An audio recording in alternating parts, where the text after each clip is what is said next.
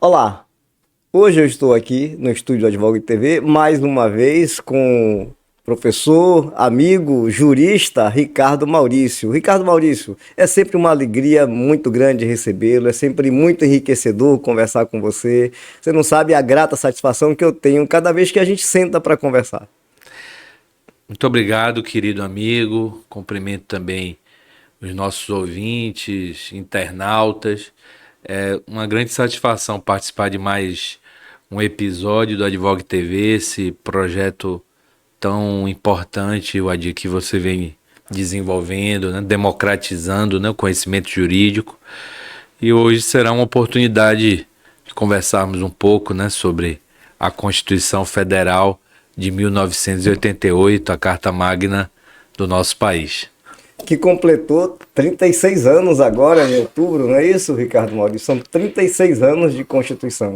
Nesses 36 anos, se a gente fizer um balanço, né, dos avanços que nós tivemos, na sua ótica, né, você que é um grande jurista, um profundo conhecedor da Constituição, o que você diria que a gente teve de efetiva conquista da sociedade com a atual Constituição?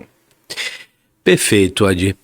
Veja, eu entendo que de todas as constituições que nós tivemos, né, computando a Constituição de 1924, a de 1991, a de 1934, 37, 46, 67, até chegarmos à Constituição Federal 88, de longe a Constituição Federal 88 é a mais democrática, né? É uma Constituição que trouxe a condição jurídica para a superação, né, do regime autocrático de 64 a 85, permitindo a afirmação da cidadania e dos direitos humanos fundamentais. Talvez nenhuma Constituição tenha ampliado, né, o rol de direitos fundamentais como a Constituição de 88. A Constituição de 88 ampliou o rol dos direitos individuais, né, que são os direitos de primeira geração, como a vida, a liberdade, a igualdade, a propriedade. Ampliou também de forma muito significativa o rol dos direitos sociais, são os direitos de segunda geração, como trabalho, educação, saúde, moradia. Trouxe também direitos difusos ou transindividuais de terceira geração, como a proteção ao meio ambiente, a proteção ao patrimônio histórico e cultural.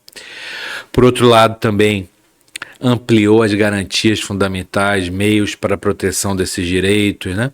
Prevendo, além do habeas corpus, além do mandado de segurança, além da ação popular, também novos instrumentos como o habeas data, o mandado de junção. Ampliou também de forma muito significativa os meios de controle de constitucionalidade, inclusive concentrado com inúmeras ações diretas.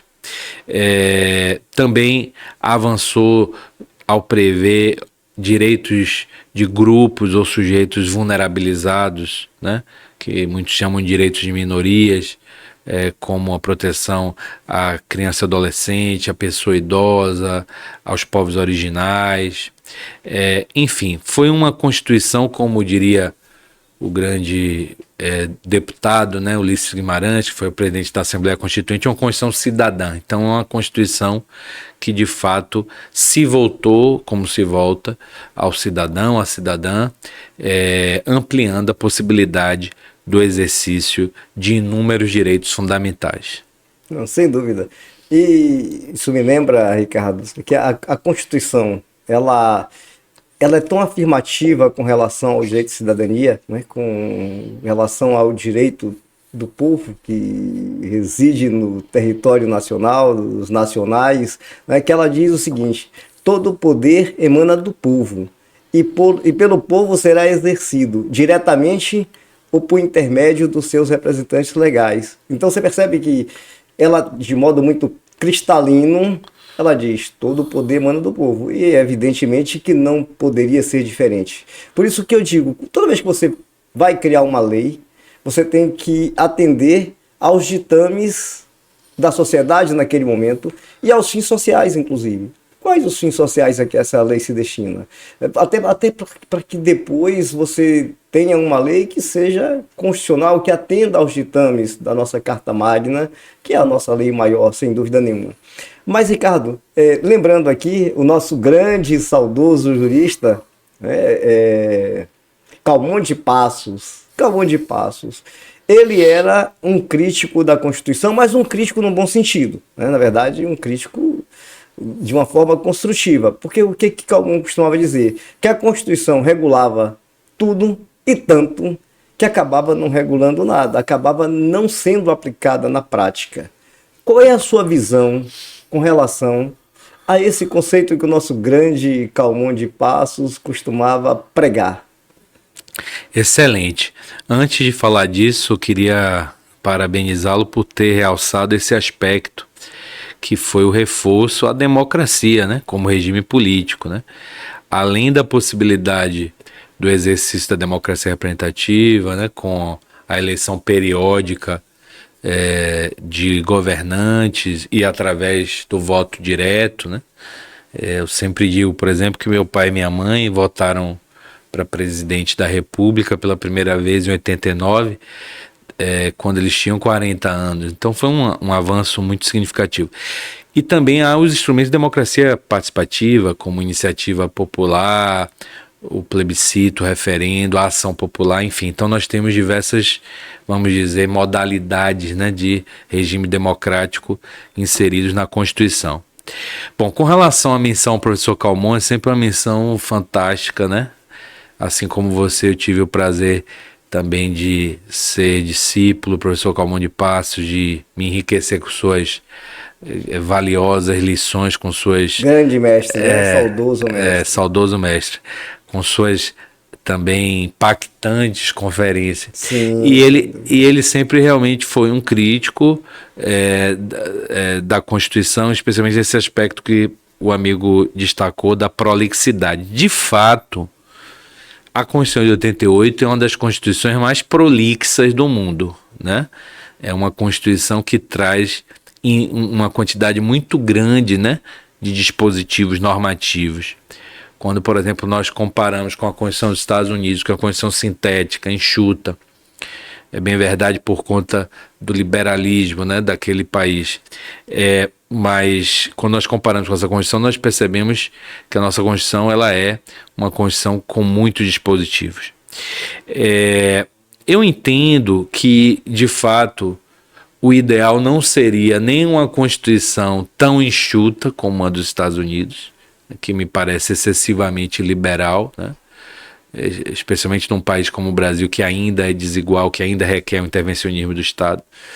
Mas também o excesso de dispositivos não me parece que seja um modelo mais próximo, né, de uma Constituição ideal. Entretanto, eu acho importante destacar que naquele momento histórico, né, de redemocratização, essa constitucionalização de matérias que poderiam até ser reguladas por legislação infraconstitucional acabou sendo uma estratégia política de proteção a direitos, né?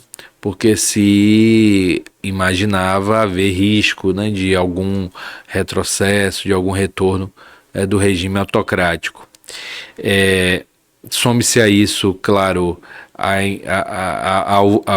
euforia, né, de um contexto como aquele, de grande otimismo. Talvez o Brasil não tenha vivido desde então um momento de grande esperança mesmo, né?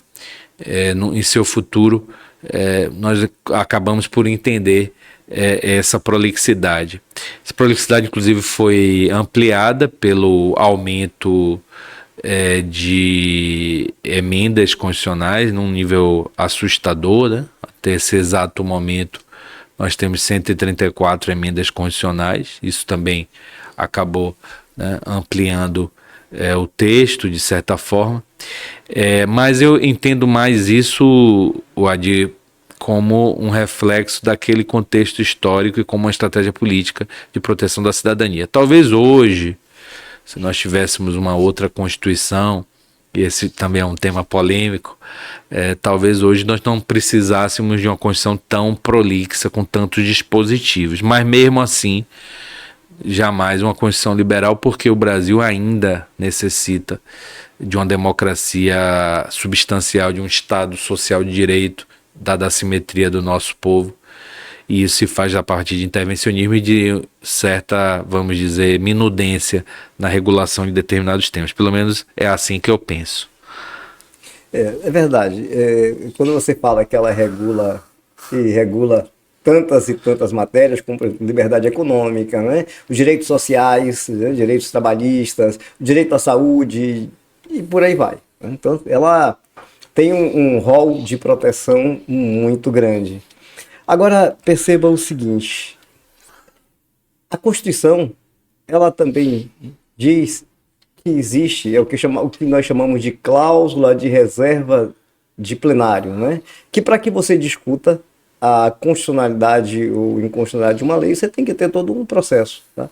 Um juiz de primeiro grau, ele tem o poder de fazer o controle difuso de constitucionalidade. Né? Está previsto, ele tem o poder de fazer o controle difuso de constitucionalidade. Agora, o que o juiz não pode? É simplesmente ignorar uma lei sem fundamentar e simplesmente não respeitar. Porque isso ofende a cláusula de reserva de plenário. E a gente tem visto isso acontecer em muitas decisões. Decisões que afrontam a lei sem fundamentar o porquê que está fazendo um controle difuso de constitucionalidade. É como se a lei simplesmente não existisse. Na sua visão de constitucionalista, como é que você encara o que a gente vive hoje, no nosso momento atual? Veja, de fato, a Constituição 88 ela trouxe muitos elementos para a expansão do que se chama hoje de ativismo judicial, né? Uma postura mais criativa, construtiva do Poder Judiciário e de todo o sistema de justiça, né? Advocacia, Defensoria Pública, Ministério Público, na efetivação de direitos fundamentais. Seja porque previu inúmeros direitos, como nós vimos, seja porque previu inúmeras garantias, seja porque previu diversos mecanismos, né, de controle de constitucionalidade, difuso incidental, concentrado principal, além, claro, da grande demanda, né, reprimida que passou a ganhar vazão a partir da Constituição 88 e a partir do momento que os cidadãos passaram a efetivar os seus direitos. Agora, obviamente que muitas vezes há excessos, né? Eu também compartilho da sua preocupação com relação a um excesso, muitas vezes, de tomada de decisões monocráticas, né? Em diversas instâncias do Poder Judiciário, com uma certa, vamos dizer, com certo desprestígio do princípio da colegialidade, né? Também entendo que muitas vezes são tomadas, né, decisões vamos dizer, de legalidade, né, duvidosa, havendo excessos também na interpretação e aplicação do direito. Agora, eu entendo que esses avanços e recursos fazem parte do processo de amadurecimento da nossa democracia. E que o balanço, me parece, é muito mais positivo do que negativo. Eu estava recentemente, por exemplo, participando num evento em Fortaleza sobre o direito civil constitucional e tive a oportunidade de trazer inúmeras demonstrações de como a jurisprudência brasileira, mesmo não havendo um marco legal expresso, mas aplicando os direitos fundamentais da Constituição, conseguiu ampliar a cidadania. Eu citei o reconhecimento da união afetiva, eu citei a proteção da criança e adolescente no que se refere à possibilidade da aplicação da guarda compartilhada, a exigência do pagamento de alimentos gravídicos, os direitos de minorias, de pessoas trans, o próprio reconhecimento dos direitos dos animais, o reconhecimento, inclusive, de uma visão mais ecocêntrica do direito.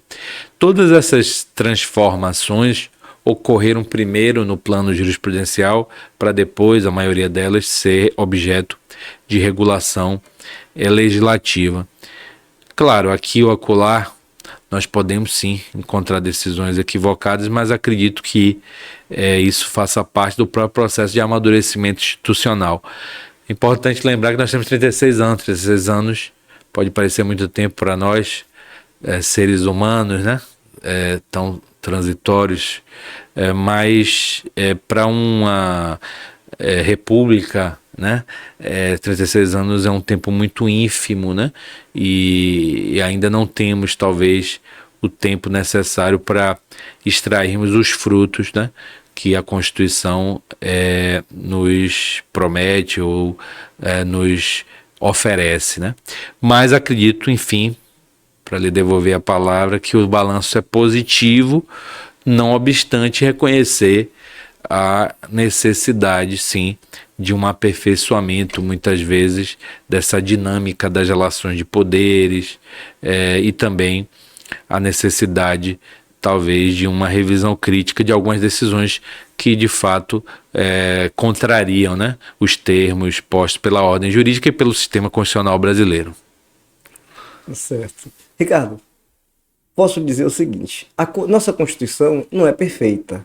Perfeita ela não é, mas ela é muito boa. Isso eu não tenho dúvida, ela é muito boa. Apesar de irregular muito, e talvez o nosso saudoso Calmon de Passos tenha razão, porque a crítica dele é porque, na verdade, ela acabava sendo colocada de lado, ela acabava não sendo respeitada. Porque não adianta a gente ter uma Carta Magna fantástica, excelente, se ela não é cumprida.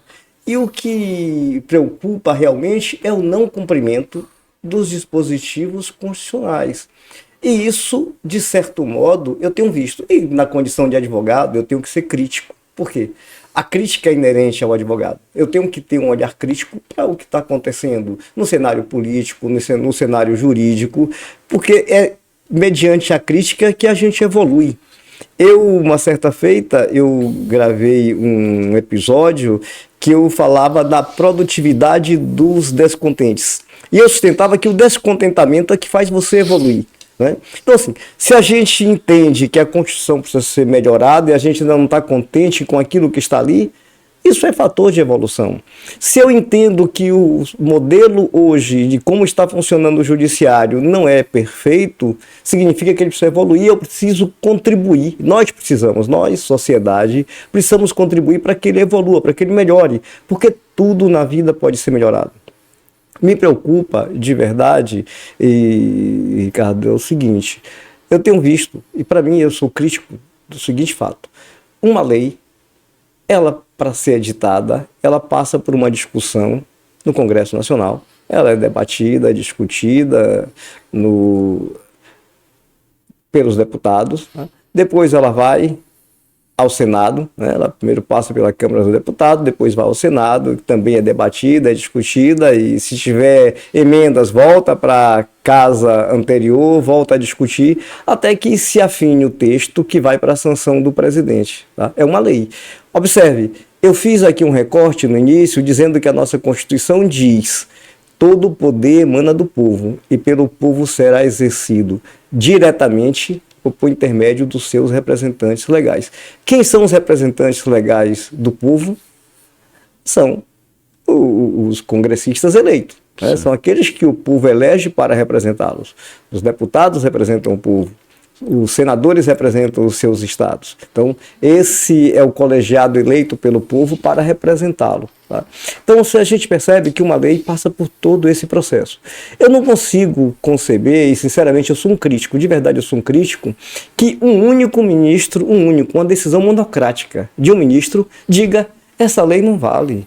Peraí, uma lei que às vezes levou anos sendo discutida, anos sendo debatida, para um único homem com a sua caneta a dizer que ela não vale. Ora, para mim essa decisão tinha que ser colegiada, ela tinha que ser debatida pelos 11 ministros. Aí sim, a gente teria uma maior segurança, tá? Porque você debateu num colegiado que é o Supremo Tribunal Federal, é o ápice, né, do nosso judiciário, e é quem tem o dever e a missão de exercer exatamente a proteção da Constituição. A defesa daquilo que está posto na Constituição pertence ao Supremo Tribunal Federal. Esse é o papel princípio do nosso Supremo. E é preciso que isso seja preservado. Então, eu sou crítico, de verdade, eu sou crítico na condição de advogado, que você tem uma decisão monocrática que simplesmente diga que uma lei não vale. Sabe por quê? Um homem sozinho é uma única cabeça, e as cabeças têm paixões, apetites, né? Aqui só tem gente que torce para o Flamengo, torce para o Vasco, para o Corinthians, aqui na Bahia, para o Vitória. Você tem aptidões, todo ser humano tem tendências, porque nós encaramos os fatos de acordo com aquele filtro que nós carregamos dentro de nós. René Descartes, no discurso do método, ele tem uma passagem que eu acho brilhante e fantástica, Ricardo. René Descartes, ele diz: a coisa mais bem repartida do mundo é o bom senso. E por que o bom senso é a coisa mais bem repartida do mundo? Porque cada um de nós se julga muito bem dotado dele.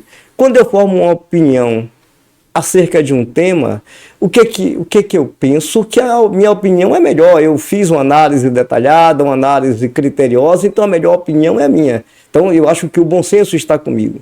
Quando alguém discorda da minha opinião, eu acho que ele não está sendo razoável. Peraí. Não há razoabilidade nesse outro argumento que não é o meu argumento, que não é a minha crença, porque é a minha crença. Você percebe? A questão de crença, ela começa, eu falei aqui em torcida de time, mas também por religiosidade, certo? Tem gente que é de uma religião, é católico, outro é evangélico, é espírita, é de umbanda. Então, a diversidade já começa por aí. Você percebe?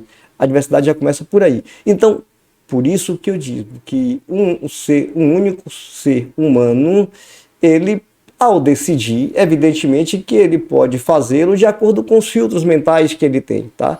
Não é que isso signifique má fé, não é isso, mas é de acordo com a crença que ele tem. Mas quando essa decisão é posta por um colegiado, são outras cabeças que debatem, são outras ideias. E aí você tem uma possibilidade muito maior de você ter uma decisão mais equânime, mais justa. É igual... E exatamente por isso que nós temos o duplo grau de jurisdição, porque um juiz decidindo é uma cabeça que decide. Mas quando a gente recorre, o que acontece? Isso vai para a superior instância, vai para a corte, né, de segundo grau, onde você tem um julgamento colegiado. Essa matéria, então, é debatida por um colegiado de desembargadores. Você percebe? Não é mais agora um único homem, agora é um colegiado que vai revisar a decisão de um homem. Ora, se para revisar a decisão de um juiz a gente tem um colegiado, por que para revisar uma decisão, porque uma lei é algo que foi concebido, né, dentro do Congresso Nacional, por que para revisar uma lei que passou por tantos e tantos deputados, por tantos e tantos senadores e foi debatida nas duas casas, basta um homem? Por que basta um homem?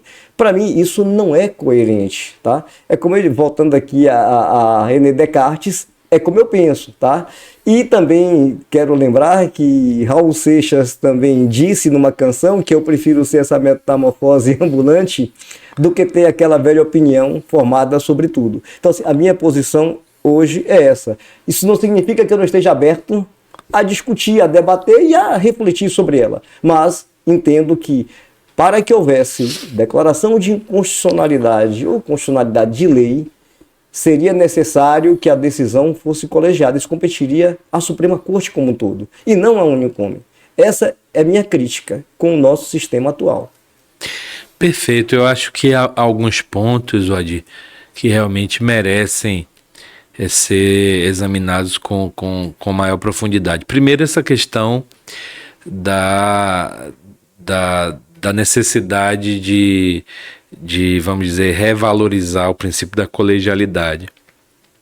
Houve mudanças legislativas recentes, há outros projetos, e particularmente eu sou sim favorável a diminuir o espaço para tomada de decisões monocráticas. Acho que esse é um tema importante, especialmente quando se trata da Suprema Corte.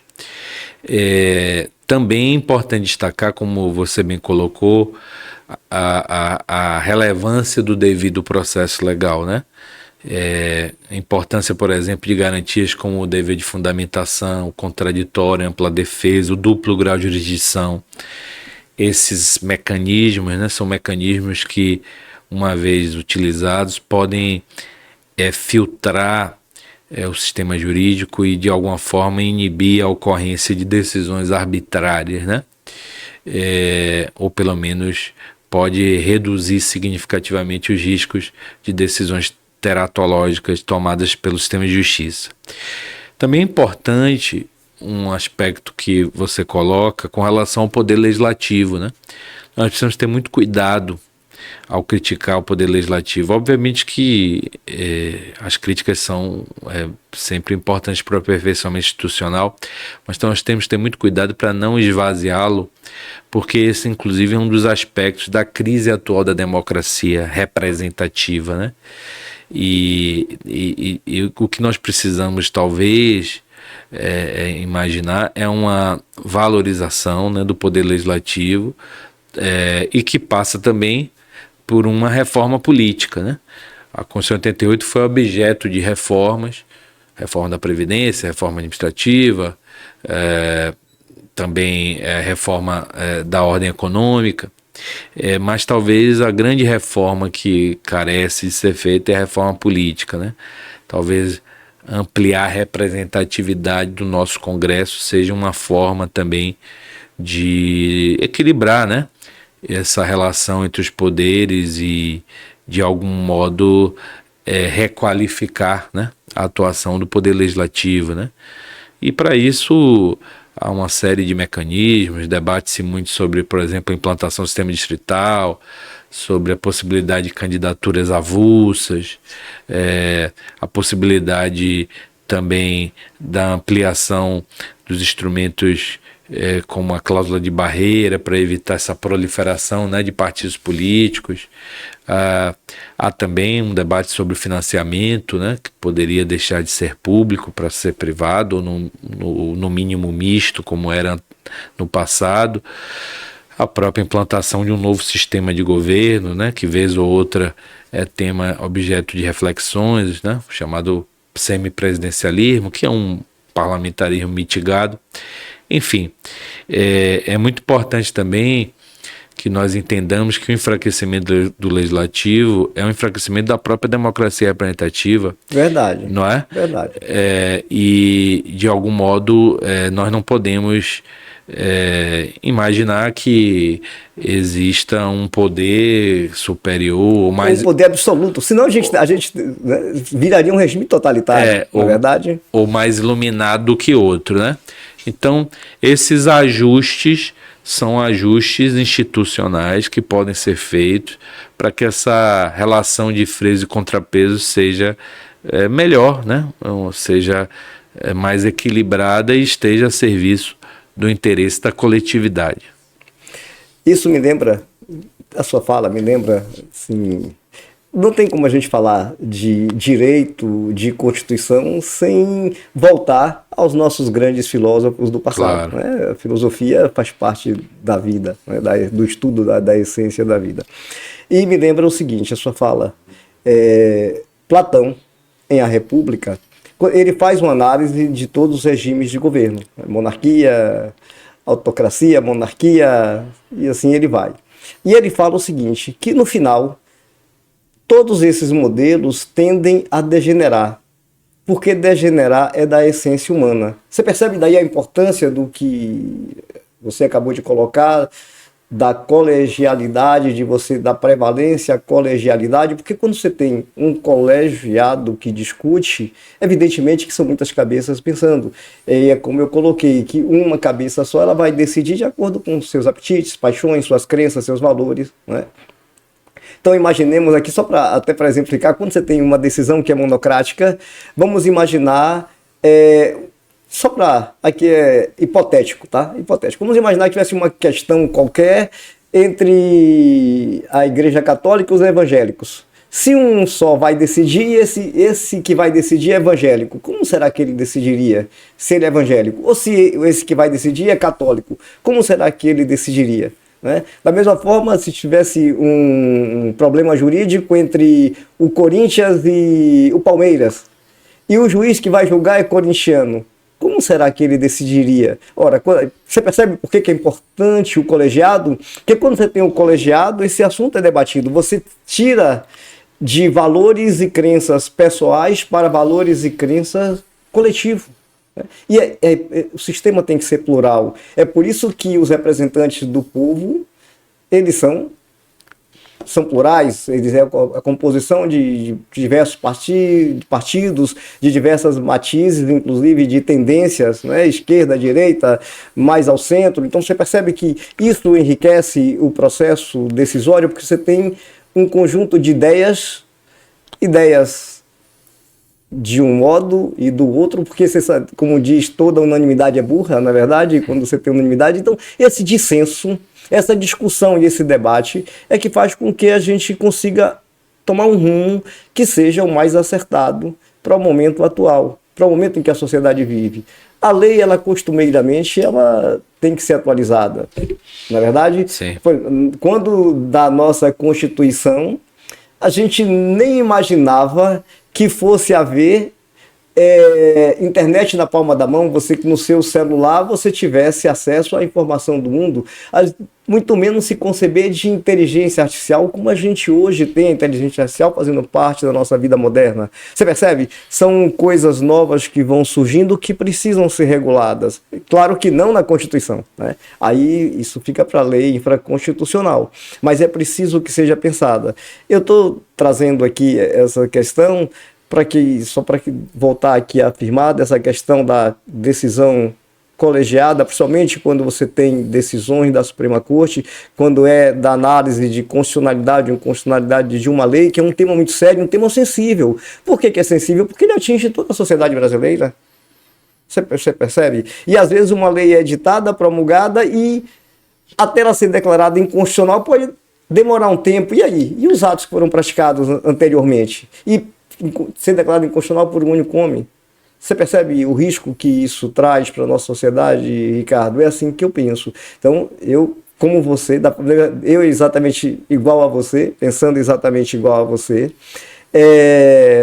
entendo que a colegialidade, a decisão colegiada é que traz um fortalecimento ao nosso regime democrático. Não, com certeza. E você trouxe aqui, né, menção a Platão, né? Também em Aristóteles nós encontramos essa diferença entre formas puras e impuras. De fato, é muito importante que o sistema constitucional estabeleça limites, né, ao exercício do poder, né? E, de certa forma, a Constituição 88 traz, por exemplo, ao prever a federação, é uma forma de repartição espacial do poder, evitando que um governo central, né, sobrepuja governos locais. Nós temos também a própria separação tripartite dos poderes, legislativo, executivo e judiciário. Nós temos também o bicameralismo dentro do Congresso, quer dizer, de certa forma uma casa acaba estabelecendo um limite para outra. Não faltam, né, mecanismos. E esses mecanismos são muito importantes, por quê? Porque um poder ilimitado absoluto é um poder arbitrário que avança, né, contra os direitos fundamentais dos cidadãos. Também é importante destacar, a partir da sua fala, a ideia, né, de que a cidadania ela demanda, né, essa limitação também na atuação dos nossos governantes e também do nosso sistema de justiça, né? O limite será sempre os direitos fundamentais, mas ao mesmo tempo, né, considerando que a nossa Constituição é uma Constituição que ainda necessita de se materializar, o Estado ele deve ser também chamado para concretizar, né, direitos sociais, né?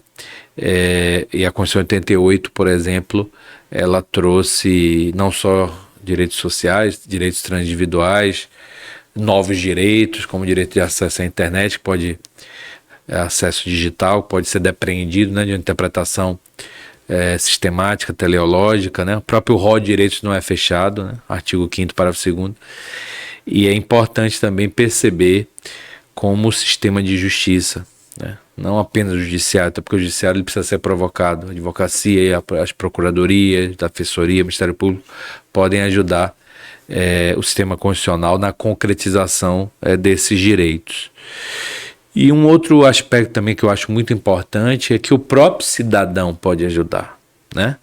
Há um autor chamado Peter Haberle, autor de Hermenêutica Constitucional, ele tem um livro sobre a sociedade aberta de intérpretes da Constituição, e ele fala que essa tarefa de concretizar a Constituição não é só dos governantes, também dos cidadãos. Mas para isso, nós precisamos de educação constitucional, de uma conscientização sobre os direitos e os deveres fundamentais.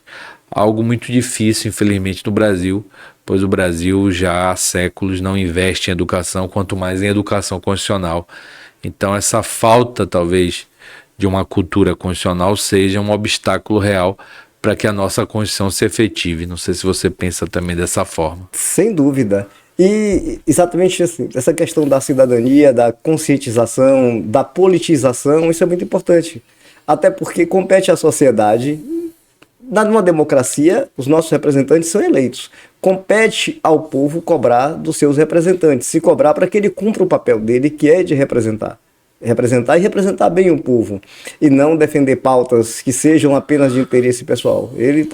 Cada representante eleito está ali para defender e representar o povo naquilo que são os seus anseios, no crescimento da nação, em direitos sociais, saúde, educação, segurança, são pilares básicos para que você possa construir uma nação forte, principalmente a educação. Investir em educação é um investimento de longo prazo e para o futuro. Uma população muito bem educada, claro que é uma população que sabe cobrar seus direitos, uma população que exige muito mais. Então, investimento em educação, para mim, é primordial. E, enfatizando essa questão da cidadania, que eu percebo que Montesquieu, quando ele elaborou a divisão dos poderes de forma tripartite, criou o sistema de freios e contrapesos, é exatamente para que um poder não se sobreponha ao outro. E aí, talvez Montesquieu tenha, quando ele pensou esse sistema, talvez ele tenha se valido até da lição de Platão lá na República, quando ele diz que todo modelo de governo tende a degenerar, porque degenerar é da essência humana. Então, quando você tem um sistema de freio e contrapeso, você percebe que um poder, ele exerce um controle sobre o outro, e é isso que faz com que nós caminhemos de uma forma mais harmônica, de uma forma com mais segurança para a nossa democracia, né? Porque a democracia, sem dúvida nenhuma, ela é fundamental para o desenvolvimento de um país. Um país democrático é um país que você tem liberdade de entrar e sair dele, de exercer livremente o comércio, a sua atividade, seja ela qual for, ou seja, você tem o poder de deliberar sobre sua própria vida. E aí, eu não me lembro se é Montesquieu ou se é um autor falando sobre a obra de Montesquieu, não me lembro exatamente agora, tá? Mas tem uma passagem, uma fala nessa obra que diz o seguinte: ele faz uma diferença entre ditadura e totalitarismo. Ele diz o seguinte: na ditadura, a ditadura lhe diz o que você pode e não pode fazer ou dizer. No totalitarismo, ele te diz o que é certo e o que é errado. Então, assim, quando você fala algo que é contrário àquilo que um governo totalitário pensa ou acredita, o que você disse não é verdadeiro, né? O que você disse é completamente errado. Então, ele faz uma distinção entre um e outro. Mas, Ricardo, voltando exatamente nesse nosso debate, nesses avanços da Constituição, a gente tem lá o artigo 5º. Por exemplo, o artigo 5º ele diz que ninguém é obrigado a fazer ou deixar de fazer algo senão em virtude de lei, correto? Olha um conceito importante. Olha aí um conceito importante. Então, o que eu quero colocar aqui é apenas de modo acadêmico, sem qualquer conotação política, sem qualquer conotação de ideologia, não. Aqui a discussão é jurídica, tá? E aqui, para essa discussão jurídica, para esse nosso debate, eu volto aqui. Ninguém é obrigado a fazer ou deixar de fazer algo, senão em virtude de lei. Aí, é constitucional. E eu pergunto isso, é constitucional porque a OAB debateu isso, a OAB ingressou em juízo, tá? Mas pergunto, é constitucional? Como é que um juiz, um ministro, ele diz para uma população inteira de um país que se você tentar por algum modo acessar o X, eu vou lhe multar em R$50 mil. E essa decisão vale para uma nação inteira.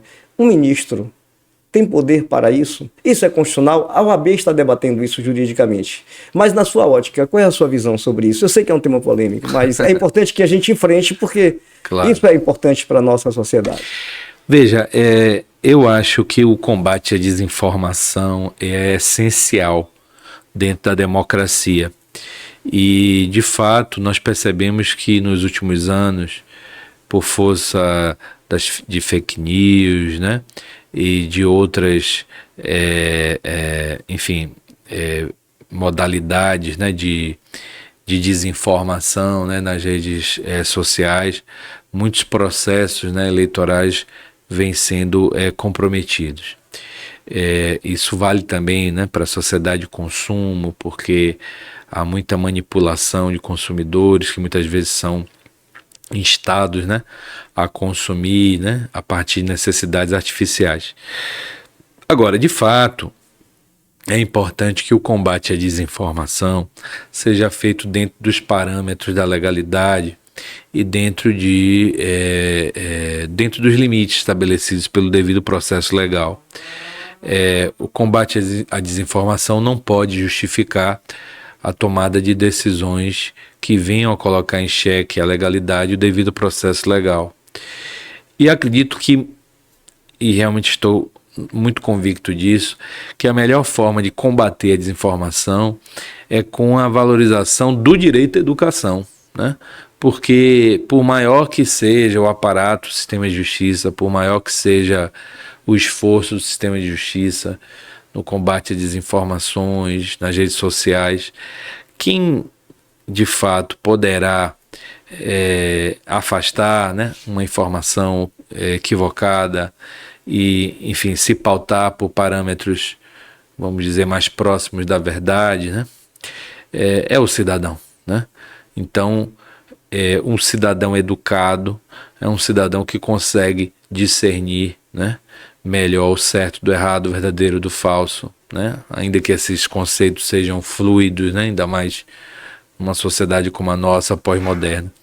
Então, me parece que afora, né, essa atuação do sistema de justiça no combate à desinformação, o Brasil ele precisa urgentemente, né, colocar a educação como uma prioridade, porque a verdadeira democratização, a verdadeira concretização do regime democrático passa pelo fortalecimento da cidadania e pela formação de cidadãos, como você bem falou, mais politizados, mais conscientes dos seus direitos, seus deveres. Quando, por exemplo, um consumidor exige que um estabelecimento cobre o valor que foi anunciado na oferta e não aquele valor que está na prateleira, ou quando um eleitor, numa tentativa de compra de voto, denuncia aquele infrator, levando a questão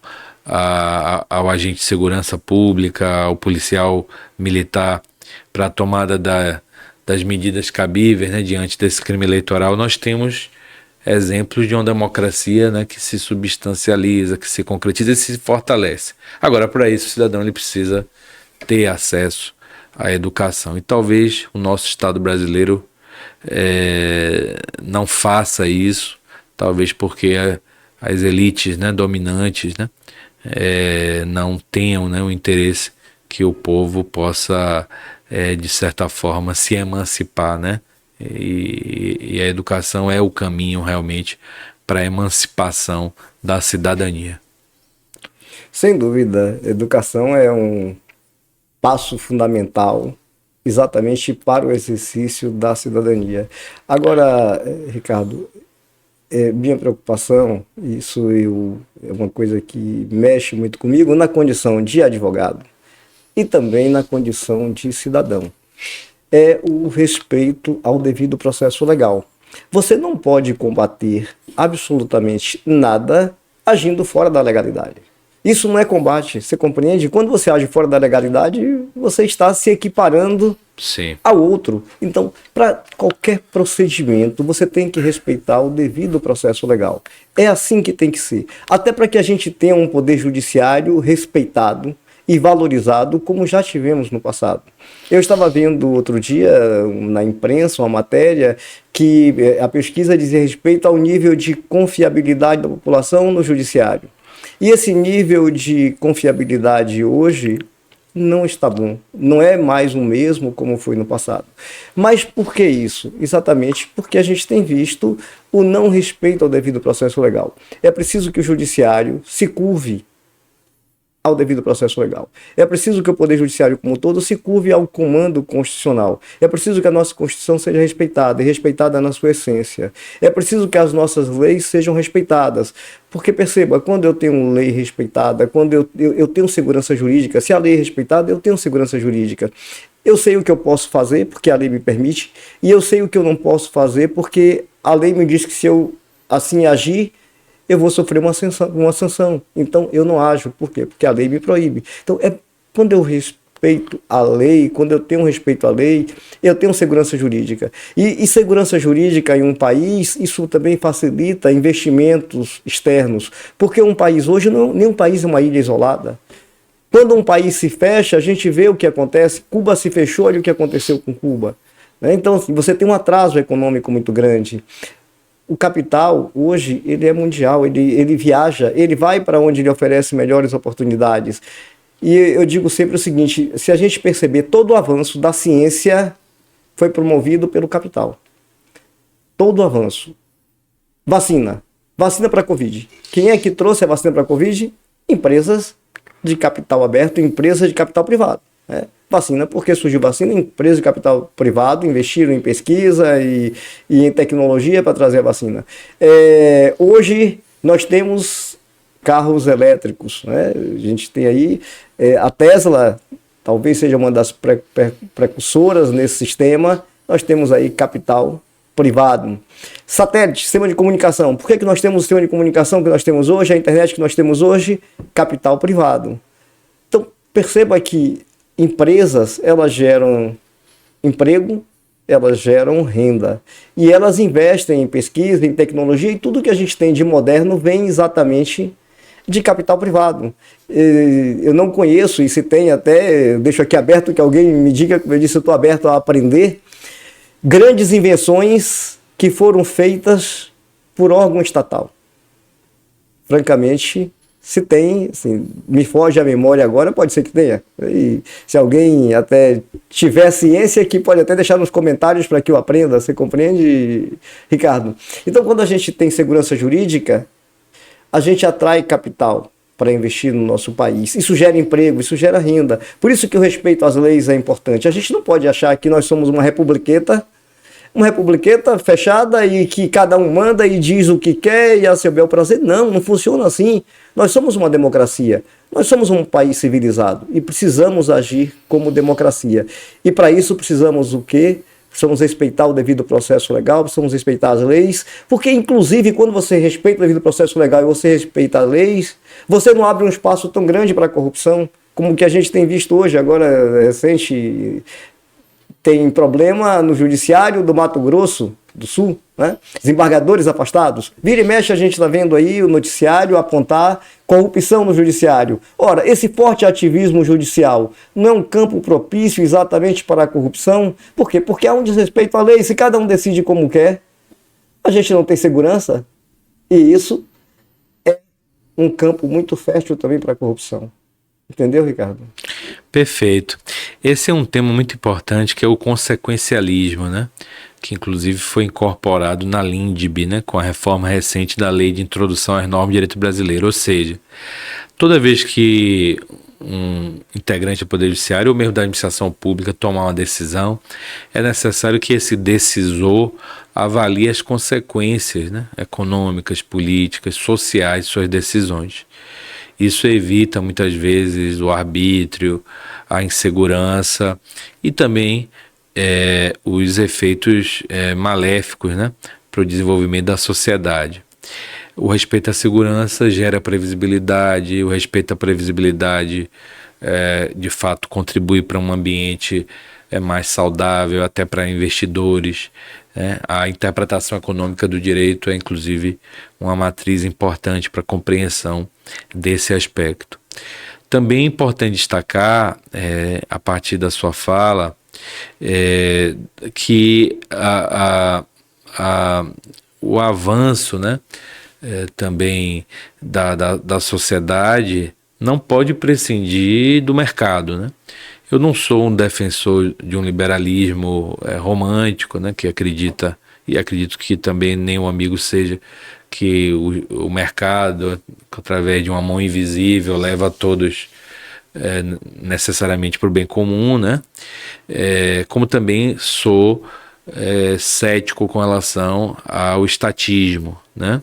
Eu acho que é possível um meio termo, né, que é o que a gente inclusive encontra, né, nas manifestações, variações da social-democracia, a presença do Estado, a proteção sobretudo de grupos vulneráveis, sujeitos vulneráveis, garantindo a equalização de oportunidades, e aí as ações e políticas afirmativas são também importantes, a proteção também de direitos sociais em sociedades em desenvolvimento, e também é possível conceber a participação dos particulares, né? Então, hoje um modelo de uma administração pública participativa que tem a colaboração dos particulares, através, por exemplo, de parcerias público-privadas, é um modelo importante, né? Muitos países, né, tiveram experiências exitosas, né? Exemplo dos próprios países escandinavos, Estados Unidos, a própria Inglaterra. Agora, achar esse equilíbrio é difícil, especialmente num país como o Brasil em desenvolvimento, um país ainda desigual, porque a presença do Estado ainda é muito necessária diante das desigualdades sociais. Mas, indubitavelmente, existem nichos, campos onde a iniciativa privada pode trazer eficiência, né?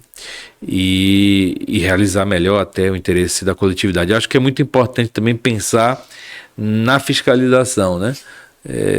No modelo, né, de atuação das agências reguladoras, né? Eu acredito que se nós aperfeiçoássemos essa fiscalização, talvez nós tivéssemos uma prestação dos serviços público através de empresas privadas de melhor qualidade.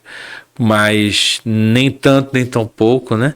Nem uma crença, vamos dizer, romântica no mercado, nem também uma crença acrítica da atuação do Estado. Até porque esses excessos, o ultraliberalismo, o estatismo, o totalitarismo, a história demonstrou que são muito maléficos e destrutivos para as sociedades humanas.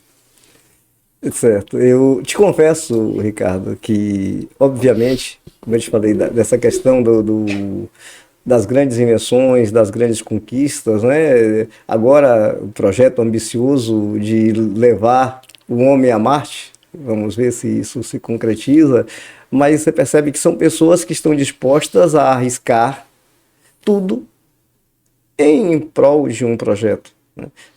Toda vez que alguém empreende, ele corre riscos, e riscos muito sérios.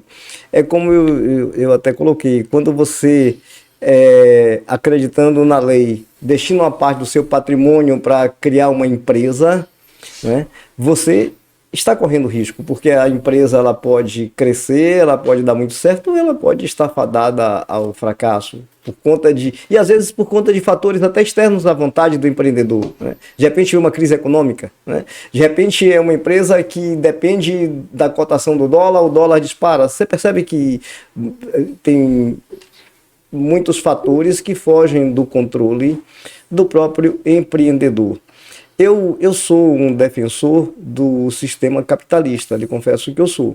E o sistema capitalista, ele tem que ser inteligente. O sistema capitalista, ele perpassa por generosidade.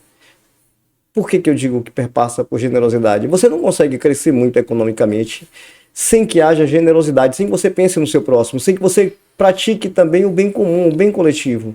Uma empresa séria, uma empresa preocupada com os seus colaboradores, ela investe no seu capital humano. Por quê? Porque o capital humano é o principal diferencial de qualquer negócio, de qualquer empresa. E a empresa inteligente, e que cresce é essa que tem uma preocupação maior. Ela cria plano de carreira, ela dá plano de assistência médica, você percebe? Por exemplo, não existe no nosso país obrigação legal de você dar plano de saúde aos seus colaboradores, mas a empresa séria, o que ela faz? Ela dá plano de saúde porque ela quer ver os seus colaboradores bem. Uma pessoa que esteja bem, que esteja satisfeita, e ela consegue entregar melhor, ela consegue ser feliz e produzir mais. Então, eu digo assim, o capitalismo, ele perpassa por generosidade. Não há capitalismo onde não há generosidade. Aí não é capitalismo. É porque há uma confusão muito grande, sabe? E quando a gente pega livros de direito, Ricardo, se você observar, quando a gente pega livros de direito, é como se houvesse sempre um tom pejorativo ao capitalismo, tá? É como se houvesse sempre uma mácula sobre o capitalismo, como se o capitalismo fosse algo perverso. Não, o capitalismo não é algo perverso. A deturpação do capitalismo é que é algo perverso. Você compreende como a deturpação de qualquer regime se torna perverso? Você percebe? A deturpação de qualquer regime se torna perverso. O regime comunista, ele deturpa e se torna muito perverso. O socialista se deturpa e se torna muito perverso. E talvez, aí voltando àquela máxima de Platão, que degenerar é da essência humana. Compreende, Ricardo? Então, o que eu quero dizer é isso. O capitalismo não é um sistema perverso. O capitalismo perpassa por responsabilidade, responsabilidade com o meio ambiente, responsabilidade com a coletividade, responsabilidade com o outro e por generosidade. As grandes fundações que fazem trabalho filantrópico são fundações privadas. Nós temos diversas fundações que recebem doações doações bilionárias para trabalhar até num plano mundial, fazendo trabalho social. Então, eu quero só registrar que há uma deturpação, e eu vejo isso muito forte nos livros jurídicos, Ricardo, uma deturpação do sistema capitalista como se fosse algo perverso, e não é. Na minha concepção, na minha crença, olha o que eu disse, que cada um tem suas crenças e seus valores, na minha crença não é. Agora, a deturpação, sim, de qualquer sistema. Não, com certeza. A Constituição 88, nesse aspecto, né, teve o mérito de moldar, né, uma ordem econômica equilibrada, né, ao mesmo tempo que prevê, né, pilares do sistema capitalista, como a livre iniciativa, a propriedade privada. Também previu, vamos dizer, pilares mais voltados para uma visão socializante, a função social da propriedade, a proteção ao meio ambiente, a busca do pleno emprego. Então, um modelo equilibrado é um modelo capaz, né, de realizar o bem comum, o interesse da coletividade. E acredito que, não obstante, né, muitas reformas que diminuíram a presença do Estado nas últimas décadas, a ordem constitucional econômica ainda permite, a partir da Constituição, uma convivência harmoniosa, né, do capital, né, com o trabalho, com o consumo. Na verdade, um desenvolvimento sustentável do ponto de vista social, econômico e ambiental demanda essa harmonização, sem a qual a Constituição não poderá realizar os direitos humanos fundamentais. Muito bem. Ricardo, estamos chegando ao final, mas, como sempre, uma alegria muito grande. Nosso bate-papo, para mim, conversar com você é sempre muito enriquecedor, e espero que tenha sido útil para você que nos acompanha. A gente debateu aqui ideias, a gente debateu aqui temas e falamos hoje sobre a Constituição, os 36 anos da Constituição, os avanços, o que ela trouxe de melhorias e onde precisa ser melhorada. E outra coisa, estamos hoje observando os ditames constitucionais? Estamos. Esse foi o nosso tema de hoje. Ricardo, obrigado pela sua generosidade, e você que nos acompanha também, obrigado, e deixo que você faça aí suas considerações finais. Muito obrigado, Adi. Quero cumprimentar, né, os nossos queridos e queridas ouvintes, internautas, falar da minha satisfação de estar aqui mais uma vez, né, reiterar o meu elogio a esse projeto, que é um projeto que vem permitindo a pluralidade de opiniões, o debate de ideias, democratizando, né, o conhecimento jurídico e fico à disposição do amigo para retornarmos outras vezes, a fim de debatermos outros temas, né, que sejam do interesse não apenas da comunidade jurídica, mas da sociedade de um modo geral. Valeu, Ricardo, obrigado. E você, meu muito obrigado e até a próxima.